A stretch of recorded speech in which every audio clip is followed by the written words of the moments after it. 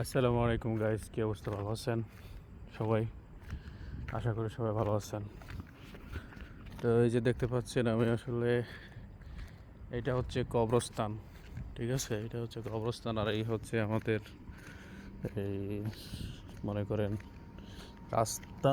দেখেন একদম নির্জন, কেউ নেই, একটা পোকাও নেই, আর এই হচ্ছে কবরস্থান।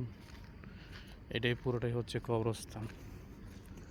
তো যেটার জন্য বলছিলাম, আমি আসলে যে জায়গায় কাজ করি, আমার এখান থেকে প্রায় অনেক দূর,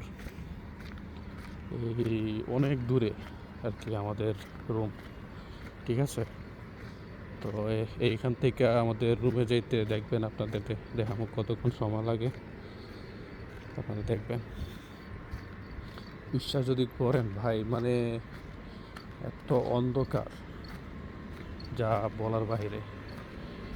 মানে আপনারা দেখবেন আসলে গাছপালা, তারপরে হচ্ছে এই চিপা চাপা দিয়া এ হচ্ছে আমাদের রুমে যাইতে হয় আর কি।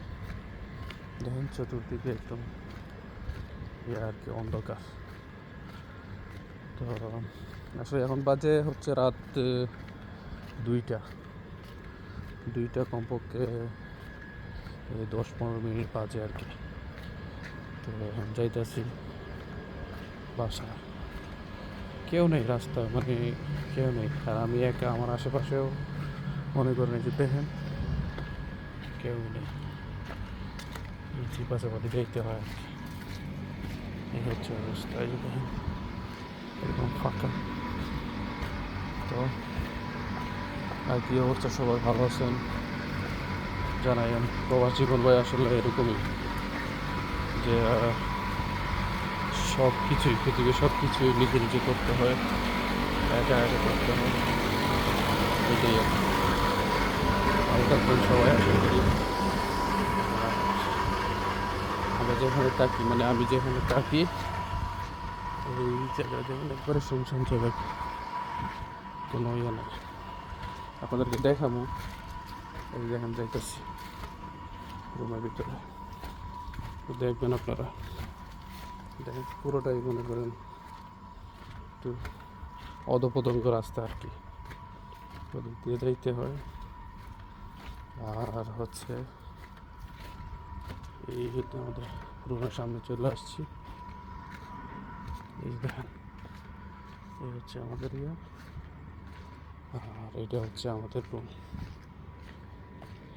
ঠিক আছে, এই হচ্ছে আমাদের রুম। তো আমি এখন রুমে ঢুকবো, এই যে রুমে ঢুকলাম। এই যে দেখেন রুমে আসলে অনেক বড় একটা লেবুর গাছ আছে। লেবু এখনো ছোট ছোট, এখনো সেরকম ইয়ে হয় নাই, অনেক ছোট। এই যে লেবু ছোট ছোট, আসলে ভিতরে এই আর কি অবস্থা। এটাই হচ্ছে আমাদের রুম।